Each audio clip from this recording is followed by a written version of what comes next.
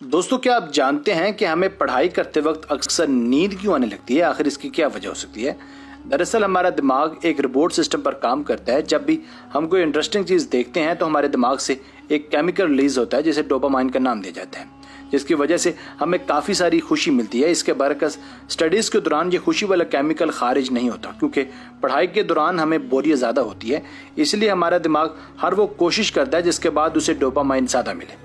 यही वजह है कि पढ़ाई के दौरान हमें अक्सर नींद आने लगती है।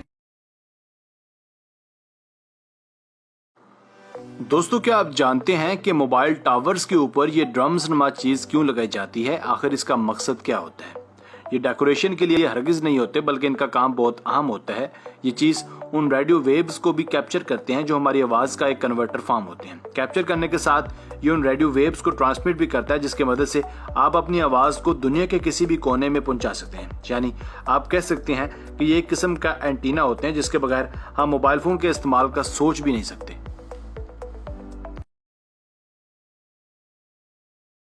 दोस्तों, क्या आप जानते हैं कि जब परिंदे बिजली की मेन पावर लाइंस पर बैठते हैं तो इनको करंट दरअसल क्यों नहीं लगता?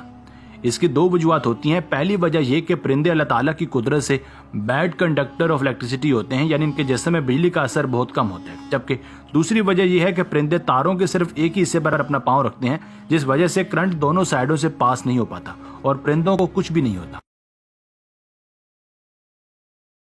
दोस्तों, क्या आप जानते हैं कि जब भी हमारी कोहनी किसी चीज से टकराती है तो हमें करंट सा क्यों महसूस होता है? आखिर इसकी क्या वजह हो सकती है?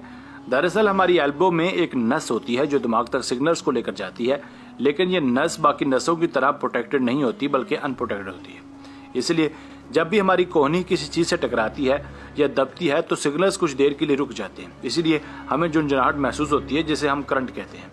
अगर हमें ज्यादा जोर की चोट लगे तो ये खतरनाक भी हो सकता है।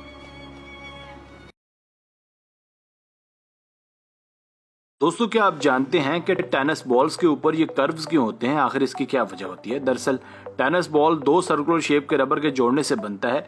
ये रबर अंदर से खाली होता है, जिसे ग्लू से चिपकाया जाता है, और टेनिस बॉल के बाहर एक स्पेशल किस्म की लेयर को लगाया जाता है जो इन बॉल्स को एक ऐसा शेप देकर जोड़ देता है, और ऐसे जोड़ने की वजह से ये लाइन्स भी बन जाते हैं। अगर ये लाइन्स ना रखी जाए तो बॉल्स जल्दी फट जाएंगी।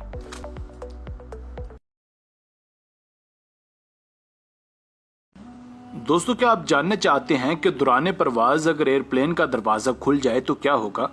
जब प्लेन से एयरपोर्ट से टेक ऑफ करते हैं तो उनके अंदर का प्रेशर बाहर के प्रेशर के बराबर ही होता है, मगर जैसे जैसे प्लेन हवा में ऊपर जाता है तो प्लेन के अंदर का प्रेशर भी बढ़ने लगता है।